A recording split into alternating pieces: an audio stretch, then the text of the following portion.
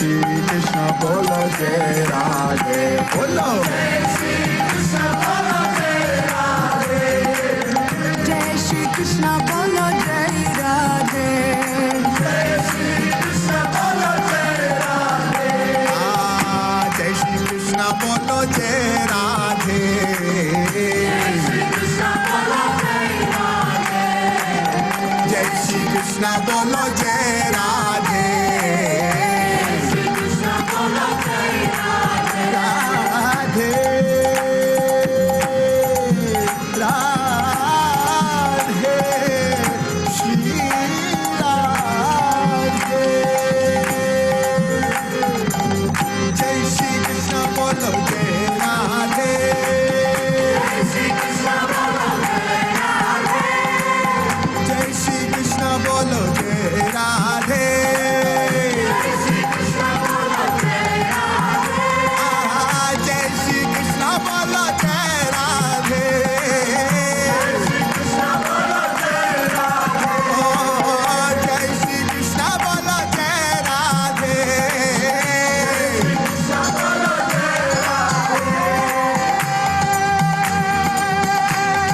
राधे जय राधे जय श्री कृष्ण बोलो जय राधे जय श्री कृष्ण बोलो जय राधे जय श्री कृष्ण बोलो जय राधे जय श्री कृष्ण बोलो जय राधे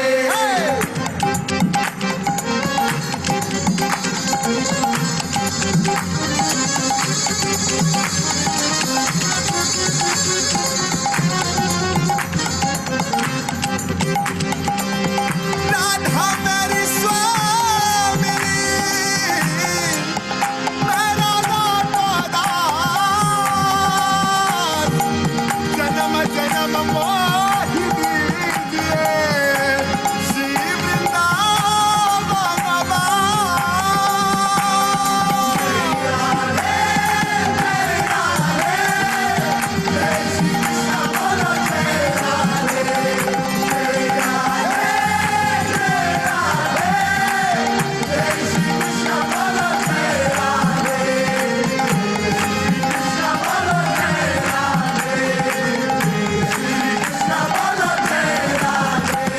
जय श्री कृष्ण बोलो जय राधे श्री कृष्ण बोलो जय राधे जय श्री कृष्ण बोलो जय राधे श्री कृष्ण बोलो जय राधे जय श्री कृष्ण बोलो जय राधे जय श्री कृष्ण बोलो जय राधे जय श्री कृष्ण बोलो जय राधे श्री कृष्ण बोलो जय राधे जय जय श्री राधे जय श्री राधे जय जय श्री राधे जय जय श्री राधे जय जय श्री राधे जय जय श्री राधे जय जय श्री राधे जय जय श्री राधे जय राधे जय राधे जय श्री कृष्ण बोलो जय राधे जय राधे जय राधे जय श्री कृष्ण बोलो जय राधे जय श्री कृष्ण बोलो जय राधे जय जय श्री राधे जय जय श्री राधे जय जय श्री राधे जय जय श्री राधे जय जय श्री राधे जय जय श्री राधे जय जय श्री राधे जय जय श्री राधे जय जय श्री राधे जय जय श्री राधे जय राधा माधव कुंज बिहारी जय राधा माधव कुंज बिहारी गोपी जन वल्लभ गिरिवरधारी जय गोपी जन वल्लभ गिरिवरधारी यशोदानंदन ब्रज जन रंजन यशोदानंदन ब्रज जन रंजन यशोदानंदन ब्रज जनरंजन यमुना तीरा वनचारी यमुना तीरा वनचारी जय राधा माधव कुंज बिहारी जय राधा माधव कुंज बिहारी हरे कृष्णा कृष्ण कृष्ण हरे हरे हरे राम राम राम हरे हरे हरे कृष्णा कृष्ण कृष्ण हरे हरे हरे राम राम राम हरे हरे। हरे कृष्णा। भगवत गीता यथारूप साप्ताहिक कक्षा में आप सबका स्वागत है। हरे कृष्ण। मंगलाचरण से शुरू करते हैं। ओम अज्ञानातिमिरान्धस्य ज्ञानाञ्जनशलाकया चक्षुरुन्मीलितं येन तस्मै श्रीगुरुवे नमः। श्रीचैतन्यमनोभीष्टं स्थापितं येन भूतले स्वयं रूप गदामह्यं ददाति स्वपदान्तिकं वन्देऽहं श्रीगुरु श्रीयुतापदकमलं श्रीगुरु वैष्णवांश्च श्रीरूपं साग्रजातं सगणा रघुनाथान्वितं तं सजीवं साद्वैतं सावधूतं परिजन सहितं कृष्ण चैतन्य देवं श्रीराधा कृष्ण पादां सगणा ललिता श्री विशाखान्वितां। हे कृष्ण करुणा सिंधु दीनबंधो जगतपते गोपीश गोपिका कांत राधा कांत नमोस्तुते। तप्त कांचन गौरांगी राधे वृंदावनेश्वरी वृषभानुसुते देवी प्रणमामि हरिप्रिये। वाञ्छाकल्पतरुभ्यश्च कृपा सिन्धुभ्य एव च पतितानां पावनेभ्यो वैष्णवेभ्यो नमो नमः। श्री कृष्ण चैतन्य प्रभो नित्यानंद श्री अद्वैत गदाधर श्रीवासादि गौर भक्त वृंद हरे कृष्ण कृष्ण कृष्ण हरे हरे हरे राम राम राम हरे हरे। जयतां सुरतो पंगुर मम मंदमते गतिर् मत्सर्वस्व पदाम्भोजो राधा मदन मोहनो कृष्णाय वासुदेवाय देवकी नंदनाय च नंद गोपकुमाराय गोविंदाय नमो नमः गोविंदाय नमो नमः गोविंदाय नमो नमः। नमः पंकजनाभाय नमः पंकजमालिने नमः पंकजनेत्राय नमस्ते पंकजांघ्रिये। ओम नमो भगवते वासुदेवाय ओम नमो भगवते वासुदेवाय ओम नमो भगवते वासुदेवाय। नारायणं नमस्कृत्यं नरं चैव नरोत्तमं देवीं सरस्वतीं व्यासं ततो जयं मुदीरयेत्। नष्टप्रायेषु अभद्रेषु नित्यं भागवत सेवया भगवते उत्तम श्लोके भक्तिर्भवति नैष्ठकी। तो श्रीमद् भगवत गीता का चौथा अध्याय पिछले हफ्ते हमने देखा, पिछले श्लोकों में और पिछले हफ्ते हमने देखा कि भगवत गीता कैसे प्राप्त की जा सकती है। और आज भगवान और अर्जुन का संवाद आगे चल रहा है। ये भगवत गीता जो है, जैसे जैसे अर्जुन की मैच्योरिटी बढ़ती गई वैसे वैसे उपदेश गहरे होते गए। तो आज हम अर्जुन का ये प्रश्न हम सब के लिए है, ताकि आने वाले लोग शंका ना करें, इसलिए अर्जुन हमारी तरफ से भगवान को ये प्रश्न कर रहा है। अर्जुन उवाच अपरम भवतो जन्म परम जन्म विवस्वतः कथमेतद्विजानीयां त्वमादौ प्रोक्तवानिति। अर्जुन उवाच अपरम भवतो जन्म परम जन्म विवस्वतः कथमेतद्विजानीयां त्वमादौ प्रोक्तवानिति। अर्जुन उवाच अपरम भवतो जन्म परम जन्म विवस्वतः कथमेतद्विजानीयां त्वमादौ प्रोक्तवानिति। अर्जुन ने कहा, सूर्यदेव विवस्वान आपसे पहले हो चुके हैं, यानी ज्येष्ठ हैं, तो फिर मैं कैसे समझूं कि प्रारंभ में भी आपने उन्हें इस विद्या का उपदेश दिया था। भगवान ने कहा था पहले पिछले श्लोक में कि मैंने पहले सूर्य को ज्ञान कहा, सूर्य ने इक्ष्वा को कहा, मनु और ऐसे आगे चलते चलते ये ज्ञान लुप्त हो गया लगता है। इसीलिए अर्जुन तुम्हें ये मैं योग गीता का ज्ञान कहने जा रहा हूँ।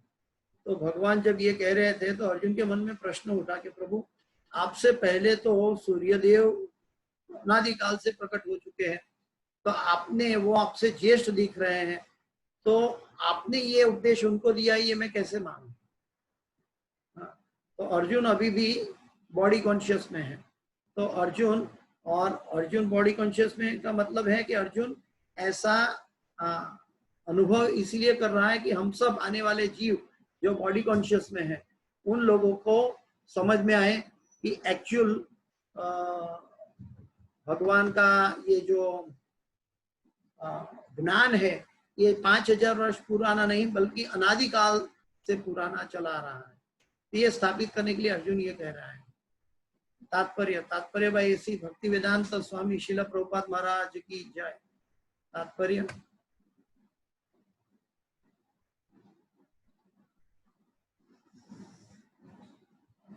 जब अर्जुन भगवान के माने हुए भक्त हैं तो फिर उन्हें कृष्ण के वचनों पर विश्वास क्यों नहीं हो रहा था। तथ्य यह है कि अर्जुन यह जिज्ञासा अपने लिए नहीं कर रहा है, अपितु यह जिज्ञासा उन सबों के लिए है जो भगवान में विश्वास नहीं करते। कलयुग में ऐसे लोग आज भी देखे जा रहे हैं कि जो भगवान में विश्वास नहीं करने वाले हैं। उनको एक सांस लेने का ज्ञान नहीं है। एक सांस स्व प्रयत्न से, मतलब भगवान की अनुकंपा के बिना नहीं ले सकता। एक सांस भगवान अगर ना चाहे तो नहीं मिलेगा दूसरा सांस। इतना सब कुछ होते हुए भी आजकल के मंद बुद्धि नास्तिक लोग और ज्ञानी लोग कभी कभी भगवान की महत्ता को, भगवान को चैलेंज करते हैं या भगवान पर विश्वास नहीं करते। तो ऐसे लोगों के कल्याण के लिए अर्जुन ये प्रश्न कर रहा है जो भगवान में विश्वास नहीं करते, और उन असुरों के लिए है जिन्हें यह विचार पसंद नहीं है कि कृष्ण को भगवान माना जाए। असुरों मतलब भगवान के सुर में न सुर मिलाता है वो असुर है। तो जो गीता के उपदेश को न मानने वाला व्यक्ति है वो असुर माना जाता है। तो उनको कैसे बताया जाए कि भगवान कृष्ण कोई सामान्य पुरुष नहीं बल्कि भगवान है। तो इनके लिए ये परपोर्ट प्रभुपाद जी समझा रहे हैं कि कृष्ण को भगवान माना जाए। उन्हीं के लिए अर्जुन यह बात इस तरह पूछ रहा है मानो वह स्वयं भगवान या कृष्ण से अवगत न हो। हाँ, अर्जुन भी एक रोल कर रहा है नास्तिकता का। हालांकि भगवान उनके सामने खड़े, भगवान से उन्होंने शिष्यत्व ग्रहण कर चुका है, लेकिन रोल ऐसा अदा कर रहा है कि भगवान ही अर्जुन के पास बुलवा रहे हैं। सही तो ये बात है। और अर्जुन एक इंस्ट्रूमेंट है और भगवान कह चुके भक्तों सी में सखा चेती, क्योंकि हे अर्जुन तेरा जो जीव है, जो भगवान का अंश है, जो अर्जुन, उन्होंने अनादिकाल से पूर्व जन्म में कभी भी भगवान कृष्ण से द्वेष और ईर्ष्या नहीं किया। इसीलिए तू मेरा भक्त और मित्र बन पाया है। जो जीव भगवान कृष्ण से द्वेष और ईर्ष्या नहीं करता वो व्यक्ति आगे जाकर भगवान का भक्त और मित्र बन सकता है। लेकिन इसी जन्म में अगर भक्त बनना है तो हमें गीता का पद चिन्हों का आचरण करना होगा। उन्हीं के लिए अर्जुन यह बात पूछ रहा है मानो वह स्वयं भगवान या कृष्ण से अवगत न हो, जैसा कि 10वें अध्याय में स्पष्ट हो जाएगा। अर्जुन भली भांति जानता था कि कृष्ण श्री भगवान है, वे प्रत्येक वस्तु के मूल स्रोत हैं तथा ब्रह्म की चरम सीमा है।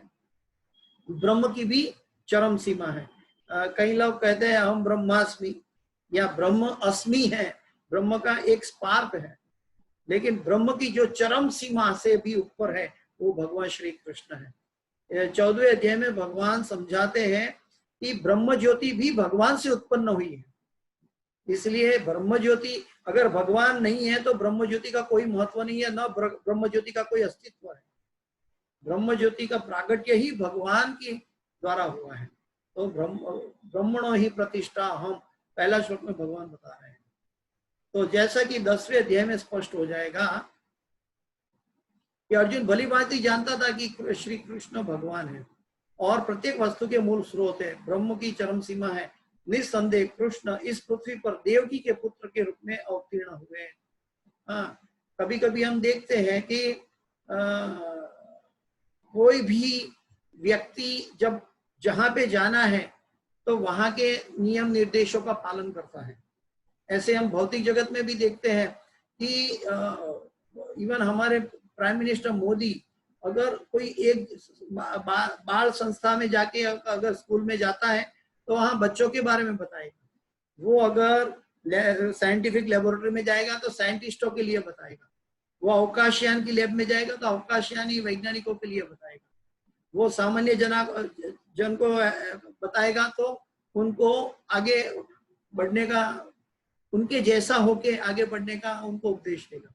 एक सामान्य बड़ा प्रधान भी ये कार्य करता है। वैसे भगवान कृष्ण पृथ्वी पर आते हैं तो वो भी आम जीव की तरह देवकी के पुत्र के रूप में आए, लेकिन वो अवतीर्ण हुए। उनको कर्म के द्वारा उनको जबरदस्ती माता के वंश में जाना नहीं पड़ता है। भगवान अपनी स्व इच्छा से अवतीर्ण होते हैं। इसका प्रमाण शास्त्र में बताया है, आगे आएगा, इसमें आगे के श्लोक में आएगा। सामान्य व्यक्ति के लिए यह समझ पाना अत्यंत कठिन है कि कृष्ण किस प्रकार उसी शाश्वत आदि पुरुष श्री भगवान के रूप में बने हैं। क्योंकि जो व्यक्ति, सामान्य व्यक्ति को क्यों कठिन है, क्योंकि वो चमड़े की आंखों से देखता है, चमड़े की बुद्धि से सोचता है। तो उनकी सीमा है। हर एक भौतिक जगत में जो भगवान अचिंत्य है, भगवान असीमित है, और हमारा जो शरीर है, पदार्थ है, वो पदार्थ से बना हुआ हमारा शरीर सभी कुछ जो प्रोड्यूस करता है वो सीमित मात्रा में होता है। इसीलिए उनको भगवान तक पहुंच पाना नामुमकिन होता है। वो तब ना भगवान तक पहुंच सकता है जब भगवान के द्वारा गए उपदेशों के जरिए भगवान का नाम लेकर भगवान को समर्पित होता है। क्योंकि ये भगवान का नाम भी इस जगत की संपत्ति नहीं है। तो सामान्य व्यक्ति के लिए यह समझ पाना अत्यंत कठिन है, क्योंकि वो चमड़े की आंखों से देख रहा है। अतः इस बात को स्पष्ट करने के लिए ही अर्जुन ने कृष्ण से यह प्रश्न पूछा, जिससे वे ही प्रामाणिक रूप में बताए। आप देख चुके हैं कि दूसरे अध्याय में भगवान ने भगवत गीता का उपदेश दिया, तो सर्वप्रथम उपदेश क्या दिया कि हे अर्जुन, तुम जीव है, तुम शाश्वत है, तुम्हारी मृत्यु नहीं है, और न कोई जो तुम जिसको हिंसा करोगे वो भी कोई मरने वाला नहीं है। वो पहले भी था, अभी भी है और आगे भी रहेगा। तो ये भगवान का जो सबसे पहला उपदेश है हमारी समस्याओं के बारे में। तो सबसे पहला उपदेश है कि हमें शारीरिक बुद्धि से बाहर होकर आत्मा की बुद्धि पर हमें ये सोचना चाहिए। अगर आत्मा की बुद्धि पे सोचेंगे तो इस जगत में कोई विपदा नहीं रहेगी। क्योंकि हम यहाँ पे ये जगत पदम पदम यद विपदाम न तेषाम, यहाँ विपत्ति क्यों है? क्योंकि हम शारीरिक बुद्धि से, शारीरिक इंद्रियों से, शरीर का उपयोग करके भगवान को जानने की कोशिश करते हैं या भगवान इवन भक्ति करते हैं, लेकिन हमें आत्मा के लेवल पे उठना होगा। अतः इस बात को स्पष्ट करने की अर्जुन ने कृष्ण से यह प्रश्न पूछा कि जिससे वे प्रामाणिक रूप में बताएं। प्रामाणिक रूप है वो भगवान बता रहे हैं। कृष्ण परम प्रमाण है। यह तथ्य आज ही नहीं, अनंत काल से सारा विश्व द्वारा स्वीकार किया जाता है। आज हम देखते हैं कि 5000 साल में इवन हमारे पिता के 5वीं पीढ़ी 6ठी पीढ़ी की हमें याद नहीं है, लेकिन हमें भगवान श्री कृष्ण याद है। ये उनका प्रमाण है। कि वो अनंत काल से चला रहा है। साइंटिस्ट भी कितने हजारों साल पुरानी हिस्ट्री निकालते हैं, फिर भी उनको आगे से कुछ लिंक है उसका पता नहीं है, और वो वहां पे अटक जाते हैं। केवल असुर ही इसे अस्वीकार करते रह रहे हैं। जो भी हो, क्योंकि कृष्ण सर्व स्वीकृत परम प्रमाण है, अतः अर्जुन उन्हीं से प्रश्न करता है जिससे कृष्ण स्वयं बताए, और असुर तथा उनके अनुयायी जिस भांति अपने लिए तोड़ मरोड़ करके उन्हें प्रस्तुत करते हैं, उससे बचा जा सके। एक्चुअली क्या है कि हमें भक्ति नहीं करने का बहाना हम ढूंढते हैं और क्लेम भी करते हैं कि हम भगवान कृष्ण के भक्त हैं। हम भगवान कृष्ण के भक्त हैं, लेकिन भगवान कृष्ण को उपदेश पालन करने के लिए हम आंख छुड़ा रहे हैं, अपने आप को छुड़ा रहे हैं। इसीलिए ये अवस्था होती है। कई बार कई लोग, जो नए नए लोग आते हैं तो बोलते हैं, प्रभु जी आप तो बहुत क्लास अच्छे देते हो, मंदिर में महाराज भी क्लास अच्छे देते हैं, और जो नए लोग हैं दौड़ के उनके चरणों में गिर जाते हैं, उनके चरणों में प्रणाम करना लगता है, और वो चाहते हैं कि मेरे सर पे हाथ रखे और मुझे आशीर्वाद दें। लेकिन आशीर्वाद फिजिकल बॉडी से नहीं, बल्कि उनके उपदेशों का आचरण करने से मिलता है। आशीर्वाद का जो रहस्य है संसार में, तो आशीर्वाद किसी के सर पे हाथ रखना हो तो सुकृति है, लेकिन आशीर्वाद तब मिलता है जो गुरु आशीर्वाद दे सकते हैं, जो प्रामाणिक व्यक्ति आशीर्वाद दे सकते हैं। लेकिन ये आशीर्वाद तब प्रमाणभूत होता है, माँ बाप आशीर्वाद दे सकते हैं, ये प्रमाणभूत तब होता है जब वो आशीर्वाद तब अनुभूत होता है जब वो उनका पालन करे जीवन में, माँ बाप के उपदेशों का पालन करे, या भगवान के या गीता के उपदेशों का या गुरु के उपदेशों का पालन करे, तब ये आशीर्वाद का अर्थ है। अगर उस समय अगर आप गुरु ने आपके ऊपर हाथ नहीं रखा है, फिर भी आपको आशीर्वाद मिल जाता है, क्योंकि परमात्मा रूप में भगवान हमारे हृदय में देखते हैं ये गुरु की आदेश का पालन कर रहा है। लेकिन हम चमड़े की बुद्धि से सोचते हैं बस गुरु या कोई माँ बाप हमारे पर हाथ रखेंगे तभी आशीर्वाद है। आशीर्वाद का मतलब है कि हम शास्त्रों का या उपदेशों का पालन करें। यह प्रत्येक व्यक्ति के लिए आवश्यक है कि अपने कल्याण के लिए वह कृष्ण विद्या को जाने। अतः जब कृष्ण स्वयं अपने विषय में बोल रहे हो तो यह सारे विश्व के लिए शुभ है। कृष्ण द्वारा की गई ऐसी व्याख्या असुरों को भले विचित्र लगे, क्योंकि वे अपनी दृष्टिकोण से कृष्ण का अध्ययन करते हैं। कृष्ण को अध्ययन करने के समय अगर हमने अपनी बुद्धि लगाई तो हम कहीं के नहीं रहेंगे, क्योंकि इवन शंकराचार्य जो है उन्होंने सांख्य शास्त्र की बड़ी महिमा, पहला शास्त्र रचा, सांख्य शास्त्र के बारे में बहुत कुछ बताया, लेकिन आखिर में अंत में क्या बताया? भज गोविंदम गोविंदम भज मूढ़ मते। वहां बुद्धि का काम नहीं।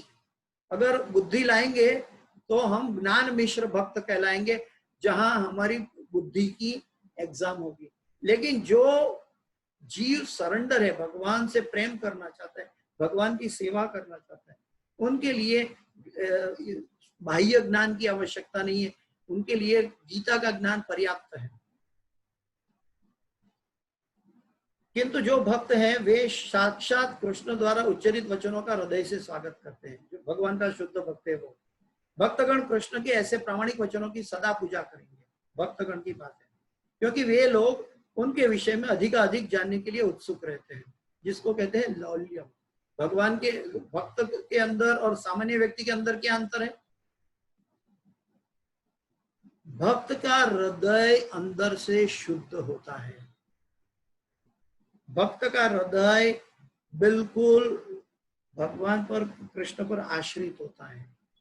भक्त कभी जो भी कार्य करता है वो कभी नहीं सोचता कि वो मैं कर रहा हूं। भक्त का उत्सुक क्यों होता है? भक्त को लालसा क्यों जगती है? क्योंकि भगवान करवाते ये उनको अच्छी तरह मालूम है, इसीलिए भगवान उनके लिए अच्छा चीज करवाते हैं, अच्छा कार्य करवाते हैं, इसलिए उनके अंदर हृदय में भगवत प्रेम और लौल्यम बढ़ता जाता है। क्योंकि ये जीव और वो भक्त जीव का और परमात्मा का आदान प्रदान है। इस तरह नास्तिक गण जो कृष्ण को सामान्य व्यक्ति मानते हैं, वे भी कृष्ण को अति मानव यानी कि ग्रेट पर्सनालिटी, सच्चिदानंद विग्रह, दिव्य त्रिगुणातीत तथा दिक्कल के प्रभाव से परे समझ सकेंगे। अर्जुन की कोटि के श्री कृष्ण भक्त को कभी भी भगवान के समक्ष ऐसा प्रश्न उपस्थित करने का उद्देश्य उन व्यक्तियों की नास्तिकतावादी प्रवृत्ति को चुनौती देना था जो कृष्ण को भौतिक प्रकृति के गुणों के अधीन एक सामान्य व्यक्ति मानते थे। तो भगवान के भक्त का ये प्रश्न नहीं होना चाहिए, लेकिन अर्जुन हमारे लिए ये प्रश्न कर रहा है। आगे देखते हैं, भगवान जवाब देते हैं। अभी श्री भगवान वाच बहुनी मे व्यतीतानि जन्मानि तव चार्जुन तान्यहं वेद सर्वाणि न त्वं वेत्थ परन्तप। श्री भगवान वाच बहुनी मे व्यतीतानि जन्मानि तव चार्जुन तान्यहं वेद सर्वाणि न त्वं वेत्थ परन्तप। श्री भगवान वाच बहुनी मे व्यतीतानि जन्मानि तव चार्जुन तान्यहं वेद सर्वाणि न त्वं वेत्थं परन्तप। अभी भगवान जवाब दे रहे हैं। श्री भगवान ने कहा, तुम्हारे तथा मेरे अनेकानेक जन्म हो चुके हैं, मुझे उन सब का स्मरण है, किंतु हे परंतप तुम्हें इनका स्मरण नहीं रह सकता है। अभी ये प्रश्न कैसे समझे, भगवान का ये जवाब को कैसे जाने। भगवान अजन्मा है, फिर भी भगवान कहते हैं कि मेरे और तेरे, ये अर्जुन मेरे और तेरे अनेक जन्म हो चुके हैं, मुझे तो सब उन सब का स्मरण है, किंतु हे परंतप तुम्हें इनका स्मरण नहीं रह सकता। क्यों नहीं रह सकता? क्योंकि वो स्मरण हमारे ब्रेन के द्वारा और हमारा शरीर हर क्षण परिवर्तित होता रहता है, और हर क्षण हमारा शरीर परिवर्तित होता है, इसलिए हमारे पूर्व समय के शरीर के विचारों को हम धीरे धीरे विस्मरण करने लगते हैं। लेकिन अर्जुन के सामने भगवान श्री कृष्ण है, सच्चिदानंदमय। भगवान कभी बाह्य मनुष्य जैसा शरीर भगवान का नहीं है, ये यहाँ पे साबित होता है। कई लोग कहते हैं कि भगवान कृष्ण और हमारे बीच में वो भी एक महान पुरुष थे, वो भी एक ऐतिहासिक पर्सनालिटी थे, तो उनके लिए ये साबिती है कि भगवान कृष्ण को वे विस्मरण नहीं होता, और अर्जुन को विस्मरण होता है जीव होने के नाते, क्योंकि उन्होंने अलग अलग शरीर धारण कर लिया है। लेकिन भगवान का शरीर चेंज होता नहीं है। भगवान अलग अलग रूप धारण करते हैं तो अपनी स्व इच्छा से धारण करते हैं। हमारी आत्मा जो है भगवान कृष्ण का अंश होने के नाते हम भी अजन्मा है, और हमारा आत्मा कभी चेंज नहीं होती, आत्मा का लक्षण चेंज नहीं होता। जीवेर स्वरूप है नित्य कृष्णदास। लेकिन जो शरीर के द्वारा याद मत स्मृति ज्ञान अपोहनम, जो भगवान कहते हैं कि मैं ही ज्ञान देता हूं और मैं ही ज्ञान छीन लेता हूँ, वो तब ऐसा होता है कि हमारा शरीर और हमारे कर्म पर वो आधारित होता है। और हमारा शरीर, मान लो कि हम अभी 50 साल के हैं, तो हमने 25 साल में क्या किया था आज कोई पूछे तो हमें याद नहीं। उतना ही नहीं, इवन कल अपने इस समय क्या कर रहे थे अगर कोई पूछे तो उनको याद नहीं होता है, उसको मन को ढोलना पड़ता है। हर 7 साल के अंदर, हर 7 वर्ष के अंदर हमारे बॉडी के कंप्लीट सेल चेंज हो जाते हैं, हमारी बॉडी के पूरे नए सेल आ जाते हैं। अगर 7 साल पुरानी बात अगर याद रखनी है तो हमें बहुत ज्यादा कष्ट होता है। या तो किसी से सुना कहा हम बोल सकते हैं, लेकिन एक्चुअल जो है 7 साल में हमारी बॉडी का पूरा सेल चेंज होता है, इसलिए हमें विस्मृति होती है। प्रभुपाद का परपोर्ट देखते हैं।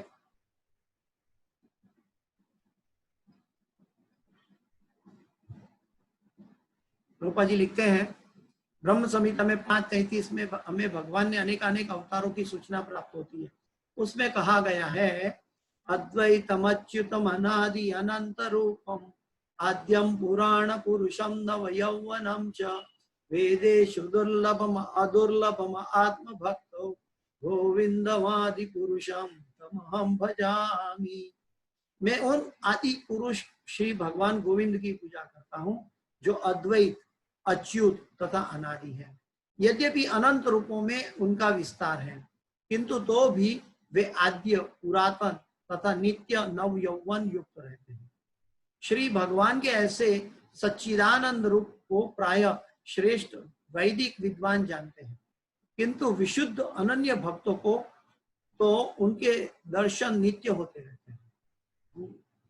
जो भगवान के विशुद्ध भक्त है, अनन्य भक्त है, अनन्य का मतलब है न अन्य, कृष्ण के अलावा उनका एक कोई भी सांस दूसरे कोई चीजों के लिए नहीं होता, हर सांस में वो कृष्ण को याद करता है, उसको कहते हैं अनन्य।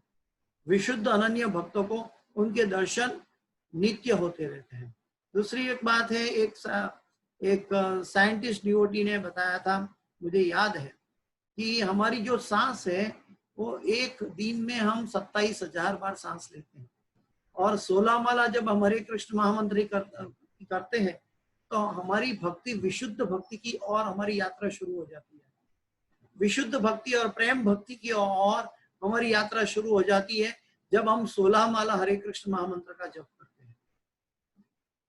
ब्रह्म संहिता में भी प्रभुपाद जी समझाते हैं आगे, ब्रह्म संहिता में यह भी कहा गया है, रामादिमूर्तिषु कलानि यमेन तिष्ठन् नानावतारमकरोत् भुवनेषु किन्तु कृष्ण स्वयं समभवत् परम पुमान्यो गोविंदमादि पुरुषम तमहम भजामि।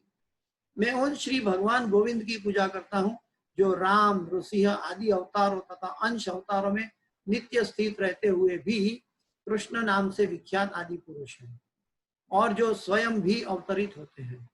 भगवान श्री कृष्ण के बारे में ब्रह्मा जी कह रहे हैं, प्रभुपाद जी समझाते हैं कि मैं उन भगवान श्री गोविंद की पूजा करता हूँ जो राम, नृसिंह आदि अवतारों या तो तथा अंश अवतारों में नित्य स्थित रहते हुए भी श्री कृष्ण नाम से विख्यात आदि पुरुष है, और जो स्वयं भी अवतरित होती है, यानी कि भगवान श्री कृष्ण अवतार भी है और अवतारी भी है। सभी अवतार श्री कृष्ण से आते हैं और भगवान स्वयं भी अपनी स्व इच्छा से अवतार धारण करते हैं। वेदों में भी कहा गया है कि अद्वैत होते हुए भी भगवान असंख्य रूपों में प्रकट होते हैं। वे उस वैद्यपूर्ण मणि के समान है जो अपना रंग परिवर्तित करते हुए भी एक ही रहता है। जैसे डायमंड को अलग अलग घुमाते हो पासे में तो अलग अलग कलर दिखता है डायमंड को लाइट के सामने घुमाने से, लेकिन है तो डायमंड एक ही। ठीक वैसे प्रभुपाद जी उदाहरण दे रहे हैं। इन सारे रूपों को विशुद्ध निष्काम भक्त ही समझ पाते हैं, विशुद्ध और निष्काम भक्त समझ पाते हैं, क्योंकि विशुद्ध भक्त है वो अपने आप निष्काम हो जाते हैं। निष्काम भक्त बनने की प्रयत्न नहीं करना है। हम जो आर्टिफिशियली निष्काम बनना प्रयत्न करें तो वो भी कर्म बंधन होगा। निष्काम का मतलब है हम भगवान के साथ विशुद्ध प्रेम में जुड़े, और ये विशुद्ध भक्त तभी बना जाता है कि इस जगत में सत्वगुण, रजोगुण, तमोगुण कोई भी गुण में हम नलीन है, लेकिन विशुद्ध सत्व गुण कौन सा है? हरे कृष्ण कृष्ण कृष्ण हरे हरे, हरे राम राम राम हरे हरे। ये विशुद्ध नाम है भगवान के गोलोक धाम से आया हुआ महामंत्र। तो ये विशुद्ध निष्काम भक्त ही समझ पाते हैं, केवल वेदों के अध्ययन से उनको नहीं समझा जा सकता। वेदेषु दुर्लभम अदुर्लभम आत्मभक्तो। अर्जुन जैसे भक्त कृष्ण के नित्य सखा है। नित्य सखा का मतलब है कि एक होता है साध सिद्ध भक्त, एक नित्य सिद्ध भक्त। नित्य कृष्ण भक्ति साध्व करुणा श्रवण आदि शुद्ध चित्ते करिए उदय। हाँ, तो जो नित्य भक्ति जो है वो साधन भक्ति से, साधन हम अभी जो कर रहे हैं वो साधन भक्ति है, और साधन भक्ति से शुद्ध होके हमें भगवान की अंतरंग लीला में हम प्रवेश कर सकते हैं। तो अर्जुन तो पहले से नित्य सखा है, अर्जुन पार्षद है, और भगवान अवतरित होता है तब अर्जुन वहां होता है। यत्र योगेश्वर कृष्ण यत्र पार्थो धनुते। तो जहाँ भगवान कृष्ण के नित्य सखा है, नित्य सखा का मतलब भगवान उसको देख रहे हैं, क्योंकि अर्जुन का जो आत्मा है उन्होंने अनादिकाल से भगवान से द्वेष और ईर्ष्या नहीं किया। ये आगे के अध्याय में भगवान स्वयं बताएंगे। अर्जुन ऐसा ही भक्त है, और इस श्लोक से पता चलता है कि लाखों वर्ष पूर्व जब भगवान कृष्ण ने भगवत गीता का प्रवचन सूर्यदेव विवस्वान से किया था, तो उस समय अर्जुन भी किसी भिन्न रूप में उपस्थित थे, किंतु भगवान तथा अर्जुन में यह अंतर है कि भगवान ने यह घटना याद रखी किंतु अर्जुन उसे याद नहीं रख सका। अंश रूप जीवात्मा तथा परमेश्वर में यही अंतर है। यद्यपि अर्जुन को यहाँ परम शक्तिशाली वीर रूप में संबोधित किया गया है जो शत्रुओं का दमन कर सकता है, किंतु विगत जन्मों में जो घटनाएं घटी हैं उन्हें स्मरण रखने में वह अक्षम है। तो हम भी हमारे पूर्व जन्म में क्या थे याद नहीं कर सकते, याद नहीं करते हैं। कभी कभी बताते हैं कि हमारे पूर्व जन्म के जो लेनदार होते हैं वो हमारे पुत्र और पुत्री बनकर आते हैं, तो उस समय हमें लेनदार अच्छा नहीं लगता था। अभी हम प्रेम से वो पुत्र और पुत्री को हम फीड करते हैं, तो वो लेने के लिए आते हैं, हम प्रेम से दे रहे हैं। ये भगवान की कृपा है। तो ये हमारे कर्मों का हिसाब है, लेकिन हमें ये याद नहीं रहता, शास्त्र में ये बताया है। तो उन्हें स्मरण रखने में वो अक्षम है। कोई भी जीव पूर्व जन्म याद नहीं कर सकता सिवाय के भगवान की हित की कृपा हो। जैसे भरत महाराज को थी कि उनको मालूम था कि उन्होंने पूर्व जन्म में उन्होंने हिरण का बारे में सोचा तो वो हिरण बने, और फिर बाद में वो जड़ भरत बन गए थे। तो ये भगवान की अहित्व की कृपा है। वो तब हो सकती है जब वो ऑलरेडी विशुद्ध आत्मा बन चुका है तब। अतः भौतिक दृष्टि से जीव चाहे कितना भी बड़ा क्यों ना हो, वह कभी परमेश्वर की समता नहीं कर सकता। जो मूर्ख लोग हैं और कृष्ण को मनुष्य मान रहा है वो मूर्ख है, मूर्ख नहीं बड़े महामूर्ख है। तो वो भगवान से कभी मनुष्य समता नहीं कर सकता। भगवान का नित्य संगी निश्चित रूप से मुक्त पुरुष होता है, किंतु वह भगवान के तुल्य नहीं होता है। ब्रह्म संहिता में भगवान को अच्युत कहा गया है। अच्युत, अच्युत का मतलब उनका पतन नहीं होता। हम सब च्युत हैं, हमारा पतन होता है, और भगवान का एक नाम है अच्युत। अद्वैतम अच्युतम अनादि अनंत रूपम, तो वो अच्युत कहा गया है, जिसका अर्थ होता है कि वे भौतिक संसर्ग में रहते हुए भी अपने को नहीं भूलते हैं। अतः भगवान हम भी नहीं भूलते। हम किसको याद रखते हैं? अपने शरीर को, हम ममेति।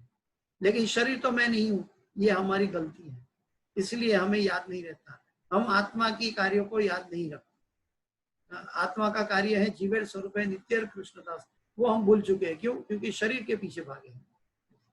तो आगे प्रभुपाद जी बताते हैं, अतः भगवान तथा जीव कभी भी सभी तरह से एक समान नहीं हो सकते। भले ही जीव अर्जुन के समान मुक्त पुरुष क्यों ना हो। यद्यपि अर्जुन भगवान का भक्त है, किंतु कभी कभी वह भी भगवान की प्रकृति को भूल जाता है। किंतु दैवी कृपा से भक्त तुरंत भगवान की अच्युत स्थिति को समझा जाता है, जबकि अभक्त या असुर इस दिव्य प्रकृति को नहीं समझ पाते हैं। तो ये भगवान की अहित्व की कृपा है कि भगवान अपने भक्तों को स्पेशल ट्यूशन क्लास लेकर उनकी देवी प्रकृति के द्वारा, श्रीमती राधा रानी के द्वारा उनके भक्तों की पोषण करते हैं और भक्तों को याद दिला देते हैं कि आप कहाँ थे और क्या करना है। तो ये भगवान की अहित्व की जीव पर करुणा है और विशुद्ध भक्तों पर कृपा और करुणा है। किंतु देवी कृपा से भक्त तुरंत भगवान की अच्युत स्थिति को समझ जाता है, लेकिन अभक्त या असुर इस दिव्य प्रकृति को नहीं समझ पाता। असुर को भी भौतिक प्रकृति को समझना पड़ता है, दुर्गा माता, इसलिए वो जेल में रहते भौतिक जगत की। लेकिन अल्टीमेटली जो आध्यात्मिक भगवान की दिव्य प्रकृति है वो श्रीमती राधा रानी है। तो राधा रानी भगवान के जो भक्त हैं, जो शुद्ध भक्त होना चाहता है, भगवान को प्रेम करना चाहता है, इसी जन्म में भगवान को प्रेम करना चाहता है, वो भक्त लोग कभी भी भौतिक इच्छाएं नहीं रखते हैं। भौतिक इच्छा रखने से हम भौतिक जगत में वापस आ गिरते हैं। इसलिए भौतिक चीजों से आसक्ति नहीं करना चाहिए हमें।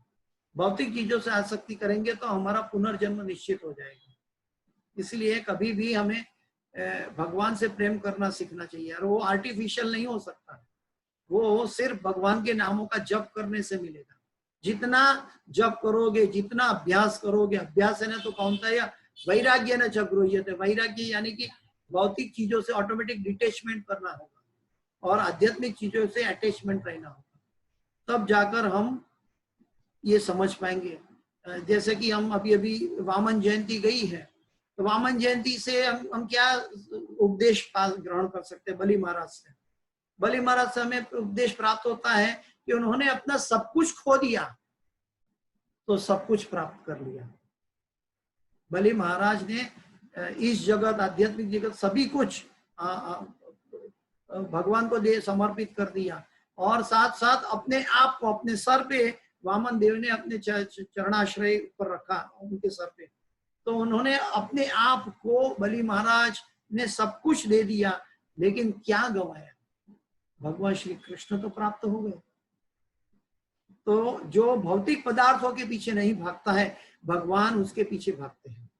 लेकिन जो भौतिक पदार्थ के पीछे भागते हैं, तो वो व्यक्ति भगवान के पीछे नहीं भाग सकता। न भगवान क्रमशः उनका कल्याण करते हैं, अनेक जन्म में संसिद्धि, लेकिन फिर भी मनुष्य जन्म का जो ध्येय है वो प्राप्त नहीं कर पाता।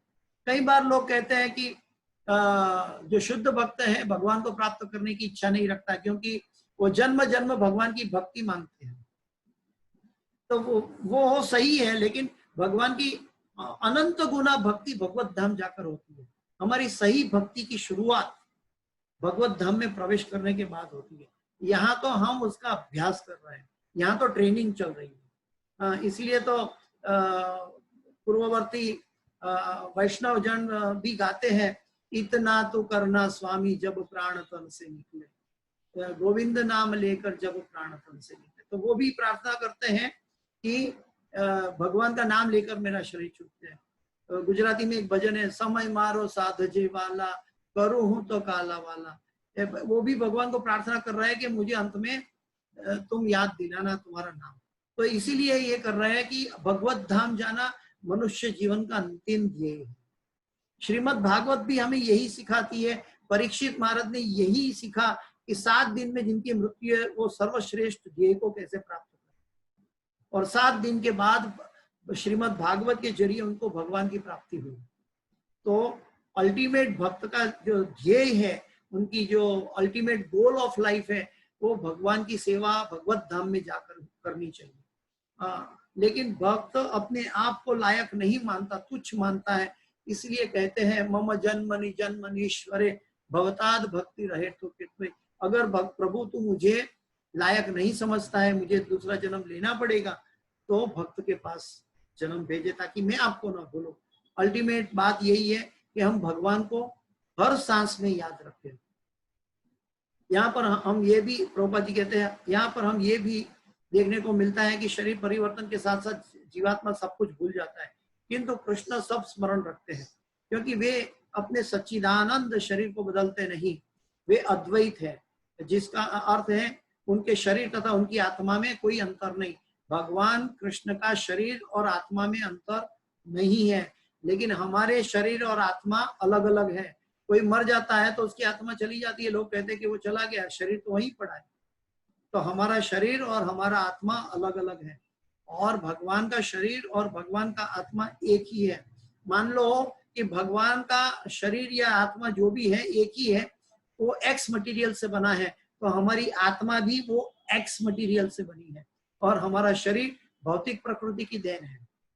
इसलिए हमारी आत्मा और शरीर एक नहीं है, इसलिए हमें विस्मृति हो जाती है। उनसे संबंधित हर वस्तु आत्मा है भगवान से, जबकि बद्ध जीव अपने शरीर से भिन्न होता है। शरीर परिवर्तित होता रहता है, इसलिए हम भूल जाते हैं। क्योंकि भगवान के शरीर और आत्मा भिन्न है, अतः उनकी स्थिति तब भी सामान्य जीव से भिन्न बनी रहती है। जब वे भौतिक स्थल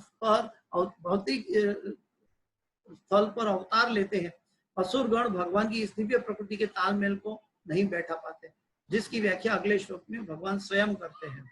तो भगवान कह रहे हैं कि असुरगण जो है ये चीज नहीं समझ पाते हैं। असुरगण सोचते हैं कि वो भी मनुष्य जैसा दिखाई देता है, जैसे कि चांदी और प्लेटिनम एक दिखाई देता है, जैसे कि पीतल और सोना एक समान थोड़ा सा दिखाई देता है, ठीक वैसे ही मनुष्य और भगवान एक जैसे दिखाई देता है। मनुष्य और सामान्य मनुष्य और गुरु भी एक जैसे दिखाई देते हैं, लेकिन गुरु भगवान का रिप्रेजेंटेटिव होता है और भगवान स्वयं भगवान है।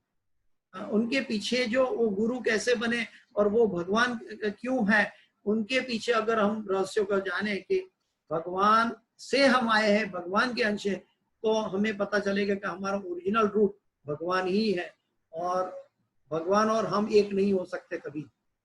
हाँ, कभी भी जीव भगवान में जाके मर्ज नहीं होता है।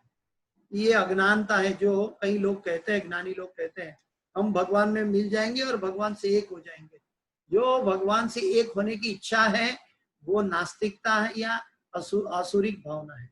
हम भगवान नहीं बन सकते। हम भगवान के अनादिकाल से के दास हैं और अनादिकाल तक दास रहेंगे और भगवान की प्रेम भक्ति में रहेंगे।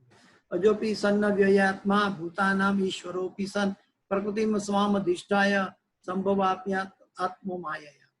देखिए ये श्लोक है ना, ये एक प्रूफ है, ये साबिती है कि भगवान कर्मों के द्वारा उत्पन्न नहीं होते। कई जैन धर्मों में मैंने सुना है कि वो कहते हैं कि भगवान कृष्ण भी अभी नरक में है, लेकिन उनको मूर्ख लोगों को पता नहीं है, लोगों को पता नहीं है जो जिन्होंने कृष्ण भगवत गीता का अभ्यास नहीं किया, एक एक शब्द का भगवान के उपदेशों का अभ्यास नहीं किया, उनको पता नहीं है भगवान की ये बात का।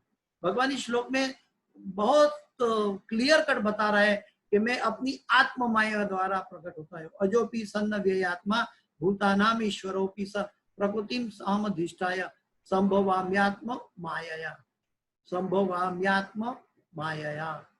यद्यपि मैं अजन्मा तथा विनाशी हूँ और यद्यपि मैं समस्त जीवों का स्वामी हूँ, तो भी मैं प्रत्येक युग में मैं अपने आदि रूप में प्रकट होता हूँ। देखिए भगवान ने पहले कहा मैं अजन्मा हूँ और यहाँ पे भगवान कह रहे हैं मैं प्रकट होता हूँ। तो भगवान अवतरित होते हैं, भगवान का जन्म नहीं होता। जो जन्म मनुष्य की तरह मानते हैं वो अज्ञानी है, उनको ये श्लोक का पता नहीं है कि भगवान अपनी स्व माया से आत्म माया के द्वारा उपस्थित होते हैं। क्यों? जीवों पर करुणा हेतु अहेतु की कृपा करने के लिए, जीवों के साथ प्रेमों का आदान प्रदान करके जीवों को शुद्ध बनाकर भगवान की अंतरंग सेवा में ले जाने के लिए भगवान अवतरित होते हैं। तो यद्यपि मैं अजन्मा हूँ, भगवान अजन्मा है, और अविनाशी हो, भगवान का कभी नाश नहीं होता। और कई बार अगर भगवान को मनुष्य समझेंगे तो नाश हो जाएगा, लेकिन अविनाशी हूँ। तो भगवान को जब हम सोचते हैं कि भगवान इस पृथ्वी पर चले गए, तो पृथ्वी पर जाते नहीं है, वो अविनाशी है, लेकिन एक ब्रह्मांड से दूसरे ब्रह्मांड में उनकी लीला शुरू हो जाती है। तो भगवान अनंत कोटि ब्रह्मांड में लीला कर रहे हैं, साथ साथ गोलोक वृंदावन धाम में भी उनकी शाश्वत लीलाएं चल रही है, वहां से वो एक कदम भी बाहर नहीं निकालते। और यद्यपि मैं समस्त जीवों का स्वामी हूँ, तो भी प्रत्येक जीव में मैं अपने दिव्य रूप में प्रकट होता हूँ। यानी कि भगवान स्वयं कह रहे हैं मैं प्रकट होता हूँ, मैं अवतार धारण करता हूँ, मैं जन्म नहीं लेता हूँ। भगवान ने कहा पहले मैं अजन्मा हूँ, लेकिन यहाँ पे बोलता है प्रकट होता हूँ, यानी कि अवतार लेता हूँ। और कैसे? आत्म माया। हमारा जन्म कैसे होता है? कर्म बंधन के द्वारा। प्रभुपाद जी का परपोट काफी लंबा है, पहले पढ़ लेते हैं। भगवान ने अपने जग की विलक्षणता बतलाई है। यद्यपि वे सामान्य पुरुष की भांति प्रकट हो सकते हैं, किंतु उन्हें विगत अनेक जन्मों की पूर्ण स्मृति बनी रहती है, जबकि सामान्य पुरुषों को कुछ ही घंटे पूर्व का घटना का स्मरण नहीं रहता। यदि भी कोई पूछे कि एक दिन पूर्व इसी समय तुम क्या कर रहे थे, तो सामान्य व्यक्ति के लिए इसका तत्काल उत्तर दे पाना कठिन होगा। उसको स्मरण करने के लिए अपनी बुद्धि को कुर देना पड़ेगा, और वह कल इसी समय क्या कर रहा था। फिर भी लोग प्राय अपने को ईश्वर या कृष्ण घोषित करते रहते हैं, मूर्ख है। मनुष्य को ऐसी निरर्थक घोषणाओं से भ्रमित नहीं होना चाहिए। अब भगवान दोबारा अपनी प्रकृति या स्वरूप की व्याख्या करते हैं। प्रकृति का अर्थ है स्वभाव तथा स्वरूप का दोनों है। प्रकृति का अर्थ क्या है? स्वभाव और स्वरूप दोनों है। भगवान कहते हैं कि वे अपने शरीर में प्रकट होते हैं। वे सामान्य जीव की भांति शरीर परिवर्तन नहीं करते हैं, यानी कि भगवान प्रकृति द्वारा उत्पन्न नहीं होते, भगवान आत्म माया द्वारा उत्पन्न होता है, और हम सब प्रकृति द्वारा कर्मों के फल स्वरूप उत्पन्न होता है। इसलिए हमारा स्वभाव और हमारा स्वरूप अलग अलग है।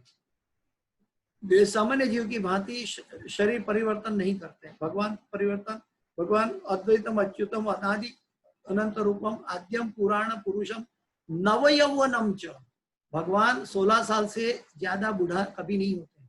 भगवान 150 साल के 125 साल के महाभारत में भी युद्ध कर रहे थे, तभी भी उनको मुस्ताच नहीं थी, क्योंकि वो नव यौवन है, शाश्वत है। इस जन्म में बद्ध लीला का एक प्रकार का शरीर हो सकता है, किंतु अगले जन्म में दूसरा शरीर रहता है। भौतिक जगत में जीव का कोई स्थायी शरीर नहीं है, अभी तो वह एक से शरीर से दूसरे शरीर में ध्यानांतरण करता रहता है। किंतु भगवान ऐसा नहीं करते। जब वे प्रकट होते हैं तो अपनी अंतरंगा शक्ति के से वे अब उस आद्य शरीर में प्रकट होते हैं। दूसरे शब्दों में श्री कृष्ण इस जगत में अपने आदि शाश्वत रूप में 2 भुजाओं वाले बांसुरी के धारण की अवतरित होते हैं। वे इस भौतिक जगत से निष्कुलित रहकर अपने शाश्वत शरीर सहित प्रकट होते हैं। यद्यपि वे अपने उसी दिव्य शरीर में प्रकट होते हैं और ब्रह्मांड के स्वामी होता है, तो भी ऐसा लगता है कि सामान्य जीव की भांति प्रकट हो रहे हैं, जैसे देवकी के पुत्र में हमें दिखाई देता है। हकीकत में भगवान हर रोज प्रकट होते हैं, हर समय प्रकट होते हैं। भगवान शाश्वत है। प्रभुपाद जी कहते थे कि हमारे इस्कॉन मंदिर में जन्माष्टमी हर रोज मनाई जाती है, क्योंकि वो अनंत रूप में, अनंत श्रृंगार में हर रोज भगवान अलग अलग भाव में दर्शन देते हैं। यद्यपि वे अपनी उसी दिव्य स्वरूप में प्रकट होते हैं और ब्रह्मांड के स्वामी होते हैं, तो अभी ऐसा लगता है कि वे सामान्य जीव की भांति प्रकट हो रहे हैं। यद्यपि उनका शरीर भौतिक शरीर की भांति क्षीण नहीं होता, फिर भी ऐसा प्रतीत होता है कि भगवान कृष्ण बालपन से कुमार अवस्था तथा कुमार अवस्था से तरुण अवस्था प्राप्त करते हैं। किंतु आश्चर्य तो यह है कि वे कभी युवा अवस्था से आगे नहीं बढ़ते हैं। भगवान श्री कृष्ण 16 साल की उम्र से कभी आगे नहीं बढ़ते। कुरुक्षेत्र के युद्ध में के समय उनके अनेक पुत्र थे, या दूसरे शब्दों में वे भौतिक गणना के अनुसार काफी वृद्ध थे, फिर भी वे 20-25 साल के युवक जैसे लगते थे। हमें कृष्ण की वृद्धावस्था का कोई चित्र कभी नहीं दिखा होगा और नहीं है, क्योंकि नहीं दिखता, क्योंकि वे कभी भी हमारे समान वृद्ध नहीं होते। यद्यपि वे तीनों काल में, भूत, वर्तमान तथा भविष्य काल में सबसे वयोवृद्ध पुरुष है, फिर भी वो वृद्ध नहीं होते हैं। न तो उनके शरीर और न ही बुद्धि कभी क्षीण होती या बदलती है। भगवान की बुद्धि कभी क्षीण नहीं होती, न चेंज होती है, क्योंकि वो भौतिक प्रकृति ही है, परिवर्तनशील। लेकिन भगवान भौतिक प्रकृति से परे है, इसलिए उनकी बुद्धि क्षीण नहीं होती और बदलती नहीं है। अतः यह स्पष्ट है कि इस जगत में रहते हुए भी वे उसी अजन्मा सच्चिदानंद रूप वाले हैं, जिनके दिव्य शरीर और बुद्धि में कोई परिवर्तन नहीं होता। वस्तुतः उनका आविर्भाव तथा तिरोभाव सूर्य के उदय तथा अस्त के समान है। जो हमारे सामने से घूमता है वह हमारी दृष्टि से ओझल हो जाता है। सुबह में सूर्य आता है, शाम को ओझल हो जाता है। जब सूर्य हमारी दृष्टि से ओझल रहता है तो हम सोचते हैं कि सूर्य अस्त हो गया, जबकि वह हमारे समक्ष होता है तो हम सोचते हैं कि हम सूर्य क्षितिज में है। वस्तुतः सूर्य स्थिर है, किंतु अपनी अपूर्ण तथा त्रुटिपूर्ण इंद्रियों के कारण हमें सूर्य को उदय और अस्त होते परिकल्पित करते हैं। हमारी अवस्था होती है क्योंकि हम परिवर्तनशील प्लेटफॉर्म पर, भौतिक प्रकृति के परिवर्तनशील प्लेटफॉर्म पर बैठे हैं। हमारी जियोग्राफी भी कहती है कि पृथ्वी कितनी स्पीड से घूमती है और गुरुत्वाकर्षण के बल से हम पृथ्वी पर पांव रख के बैठे हैं, हम अवकाश में गिर नहीं जाते। तो हम इतने ज्यादा से ज्यादा परिवर्तन होने के बावजूद भी हम बाहर नहीं गिरते ब्रह्मांड, क्योंकि गुरुत्वाकर्षण है। तो यहाँ पे प्रभुपाद जी कहते हैं कि सूर्य एक जगह है, पृथ्वी घूमती है, तो हमें लगता है कि सूर्य घूम रहा है। वस्तुतः सूर्य स्थिर है, किंतु अपनी अपूर्ण तथा त्रुटिपूर्ण इंद्रियों के कारण हम सूर्य को उदय और अस्त परिकल्पित करते हैं। और चूंकि भगवान का प्राकट्य तथा तिरोधान सामान्य जीवों से भिन्न है, अतः स्पष्ट है कि वे शाश्वत है, अपनी अंतरंगा शक्ति के कारण आनंद स्वरूप है और इस भौतिक प्रकृति द्वारा कभी कलुषित नहीं होते। वेदों द्वारा भी पुष्टि की जाती है कि भगवान अजन्मा होकर भी अनेक रूप में अवतरित होते रहते हैं। यानी कि भगवान अजन्मा तो है, साथ में अवतरित भी होते रहते हैं, किंतु तो भी वे शरीर परिवर्तन नहीं करते हैं। श्रीमद् भागवत में अपनी माता के समक्ष नारायण रूप में 4 भुजाओं तथा 6 ऐश्वर्य से युक्त होकर प्रकट होते हैं। उनका आद्य शाश्वत रूप में प्रकट किया उनकी अहेतु की कृपा है जो जीवों को प्रदान की जाती है, जिससे वे भगवान के यथारूप में अपना ध्यान केंद्रित कर सके, न कि निर्विशेषवादों द्वारा मनोधर्म या कल्पनाओं पर आधारित रूप में। वो कभी कभी बोलते हैं वो लाल बिंदु के रूप में भगवान का तत्व है। अरे बाबा, क्या लाल तत्व है? वो भगवान श्री कृष्ण की एक शक्ति है, ब्रह्म ज्योति है। कोई भी बड़ी चीज हमें दूर जाओ तो छोटी दिखती है, मैप में भी। तो बड़ा इंडिया भी देखते हैं, पूरा मैप में तो एक छोटा सा अंगुष्ठा मात्र दिखता है। वैसे ब्रह्म ज्योति भी हमें एक लाल बिंदु की तरह दिखती है, लेकिन लाल बिंदु हमारा ध्येय नहीं है। ये ब्रह्म ज्योति का भी स्रोत है भगवान श्री कृष्ण। तो ये लोग जो गीता को नहीं मानते और गीता के विरुद्ध जाते हैं, उन मूर्खों के लिए भगवान अपने आप को प्रकट नहीं करते, वो लाल बिंदु पर केंद्रित कर देते हैं और ध्यान करते हैं। हालांकि वो ब्रह्म ज्योति है और ब्रह्म ज्योति भगवान से आती है। भगवान ने 14वें अध्याय में क्लियर कट बताया है। तो लोग को गीता का ज्ञान नहीं होने के नाते लोग अयोग्य कैतव धर्म को अपना सही रास्ता मान बैठते हैं। कभी कभी वो बोलते हैं कि उसमें मन ध्यान करने से मन की शांति मिलती है। मन की शांति क्या करोगे जब मृत्यु के बाद हमारा कर्म का हिसाब चुकाना है? हमें मृत्यु के बाद अगर कर्मों का हिसाब न चुकाना पड़े और हमें हमारे कर्मों का हिसाब जो है वो भक्ति बन जाए, ऐसी कार्य के लिए हमें मनुष्य जन्म मिला है। तो उनके लिए हमें करुणा है कि दिग्भ्रमित है, मनोधर्म से अपना रास्ता खो चुके हैं। क्यों खो चुके हैं? क्योंकि उन्होंने श्री कृष्ण या उनके उपदेशों को नहीं पकड़ा, वो मनोधर्म की कल्पना करते हैं। विश्वकोश के अनुसार माया या आत्म माया शब्द भगवान के हेतु की कृपा का सूचक है। भगवान अपने समस्त पूर्व आविर्भाव तिरोभाव से अवगत रहते हैं, किंतु सामान्य जीव को जैसे ही नवीन शरीर प्राप्त होता है वे अपने पूर्व शरीर के विषय में सब कुछ भूल जाता है। ये भगवान की कृपा है, अहेतु की कृपा है, नहीं तो हमें बहुत दुख होगा। वे समस्त जीवों के स्वामी हैं, क्योंकि इस धरा पर रहते हुए वे आश्चर्यजनक अति मानवीय लीला करते हैं। अति मानवीय लीला गिरिराज उठाया भगवान ने। हाँ, भगवान ने 1 साल तक वही ग्वाल बाल सखा और गाय बछड़े उत्पन्न किए जो ब्रह्मा जी ले गए। तो भगवान जो अपनी अति मानवीय लीला करते हैं, जो कोई इस जगत का मनुष्य नहीं कर सकता। तो अभी मूर्ख मनुष्य कहते हैं कि हम भी भगवान कृष्ण जैसे बन सकते हैं, हम भी भगवान हैं। ये मूर्खता की पराकाष्ठा है। अतः भगवान निरंतर वही परम सत्य रूप है और उनके स्वरूप तथा आत्मा में या उनके गुण तथा शरीर में कोई अंतर नहीं होता। भगवान के आत्मा या उनके गुण में कोई अंतर नहीं होता। अब यह प्रश्न किया जा सकता है कि इस संसार में भगवान को आविर्भूत और तिरोभाव होते रहते हैं, उसकी व्याख्या अगले श्लोक में की गई है। तो भगवान का आविर्भाव और तिरोभाव उदय और अस्त की तरह है। एक ब्रह्मांड से दूसरे ब्रह्मांड में भगवान आते हैं और जाते हैं, और हमें लगता है कि भगवान का तिरोभाव हुआ या आविर्भाव हुआ। जन्माष्टमी हम मनाते हैं क्योंकि वो भी जैसे देवकी और वसुदेव जैसे विशुद्ध आत्माओं के प्रति भगवान पुत्र के रूप में प्रकट होते हैं। और नंद और यशोदा मैया का प्रेम का वात्सल्य प्रेम का आदान प्रदान करते हैं। उनकी वात्सल्य प्रेम की पराकाष्ठा है, तभी भगवान उस जीव के पास जाकर ये कार्य करते हैं। हालांकि नंद और यशोदा या देवकी और वसुदेव ये नित्य सिद्ध है। नित्य सिद्ध कृष्ण भक्ति साध्व करुणाए श्रवण आदि शुद्ध चित्ते करिए उदय। हमें भगवान कृष्ण की लीलाओं का, भगवान कृष्ण की गीता का उपदेश का और भागवत का श्रवण करना चाहिए। श्रृण्वता स्वकथा कृष्ण पुण्य श्रवण कीर्तन हृदयंतस्थ अभद्राणी विदुनति सुहत्सताम।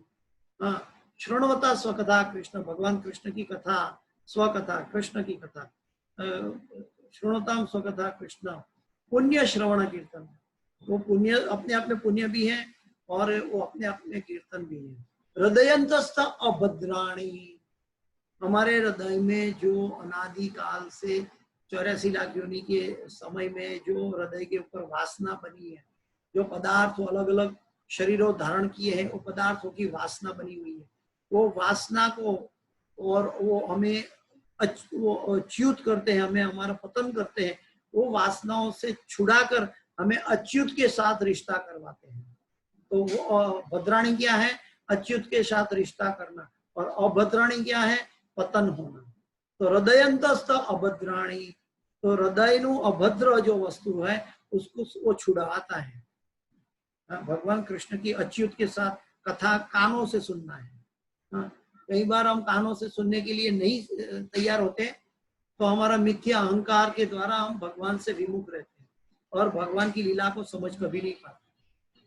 अगर भगवान को समझना है तो शुद्ध भक्त के द्वारा या भगवान कृष्ण से चली आ रही परंपरा में कोई व्यक्ति है, उनके द्वारा हमें कृष्ण कथा सुननी होगी।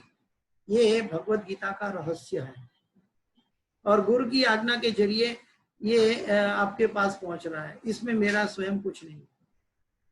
तो आप सबको मेरा प्रणाम, जो मेरे गुरु द्वारा भेजे गए हैं। इस भगवत गीता की कक्षा में कुछ भी त्रुटि है तो वो मेरी है, और जो भी श्रेय है वो मेरे गुरु जय पताका स्वामी आचार्यपाद के चरणों में मैं इस क्लास की पूरी सुकृति अर्पण करता हूँ। सभी जीवों का कल्याण हो, सभी जीवों कृष्ण प्रेमी बने, ये अभ्यर्थना के साथ आज यहाँ विराम कर रहे हैं।